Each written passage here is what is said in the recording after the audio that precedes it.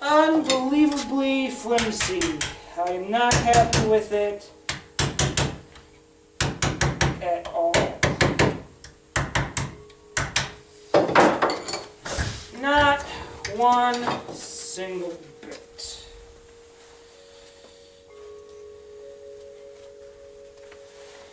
Matter of fact, because of that, the whole blade is now off of alignment. Oh well, life goes on.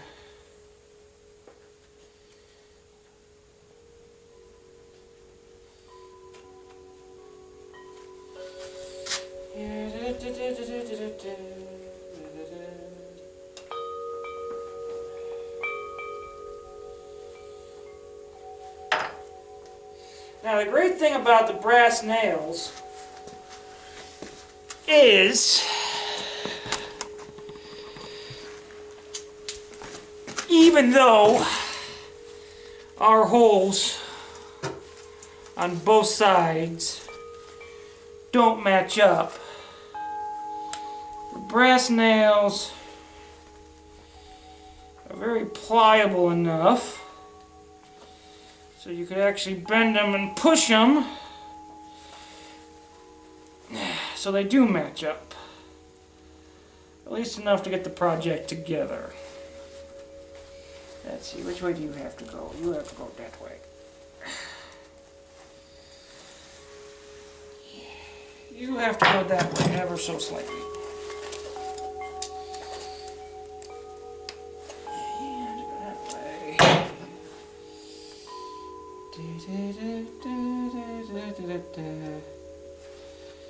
There we go. And now we go back to our workbench. And just gently tap them.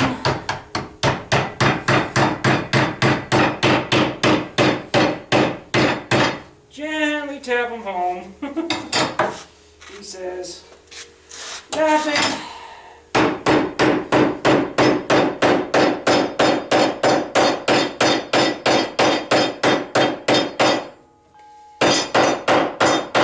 As he's worried about splitting the project in twine.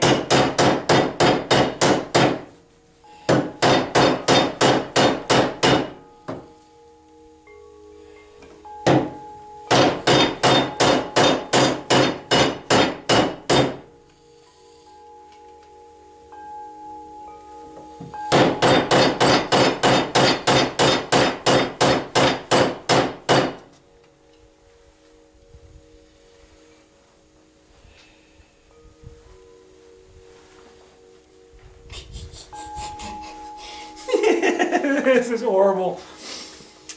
Oh, this has to be the worst one I've ever made. All right.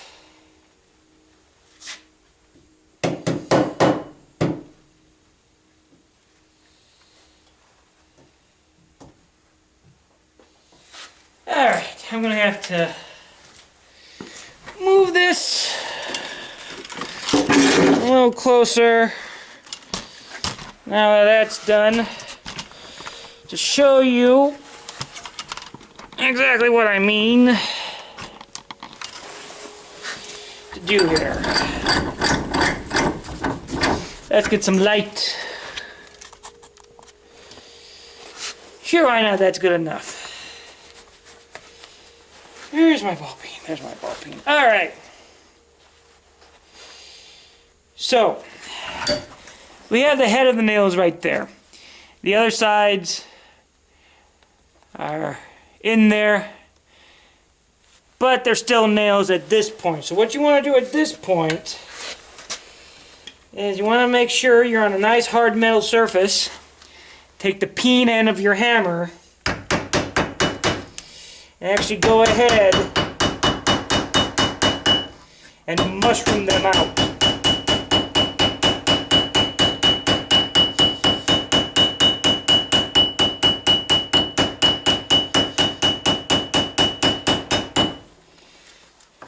And we're going to do the same one with the top one. We're going to have to be gentle with this top one because I already see the wood splitting. And that would be no bueno.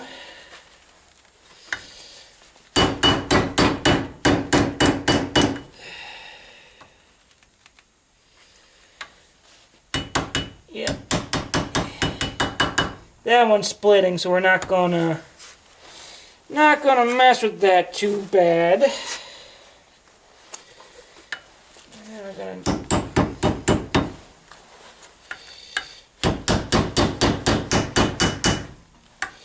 try to tap that one down.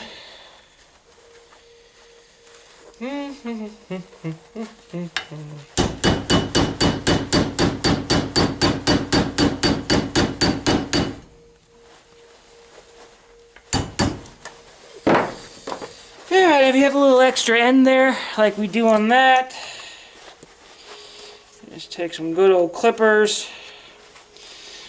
And with a little bit of force and a little bit of twisting, go ahead and clip it off. And then go ahead and peen that end.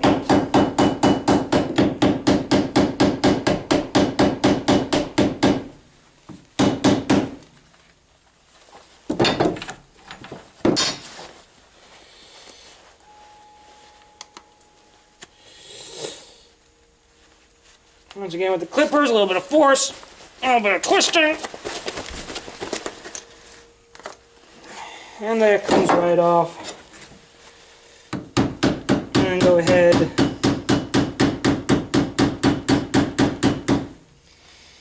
and peen that end.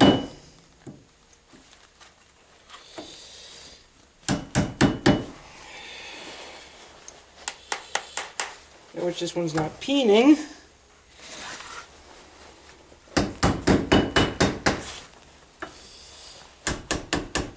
Because I stupidly got it somehow on a curve. Anyway, so that's the start of your handle. You can leave it like that if you want. But I think I'm going to round it and try to smooth it a little more. I'm not sure yet. I still got to strip the bark off of it or whatnot. Because unless if you finish it, like put it in some poly or something, the bark is going to come off like it is right now. So yeah, but that is pretty much, at this point, just a little decorative dagger. I mean, the material, let me back this up again. Okay. The material that we made it out of isn't really going to be actually functional. It does actually feel quite nice in the hand. If I put a blade on it, it might actually be a pretty nice slicer. Should have made the handle a little longer, just a little. But as I was saying before, with what we made the blade out of, it's not going to be functional. Thing's going to bend. It probably won't stay too sharp for too long. But as far as a little prop, little take it to Ren Fair knife, it's functional.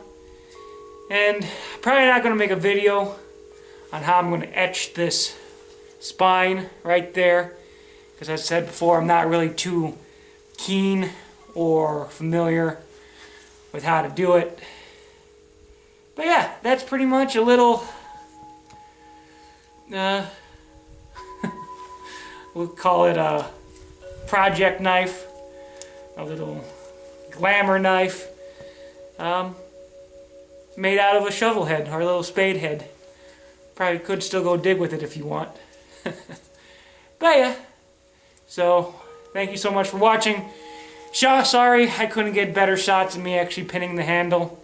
I'll try to do a better pinning video later. It's pretty tight except for that last peen there at the end. I gotta figure out a way how to tighten that up.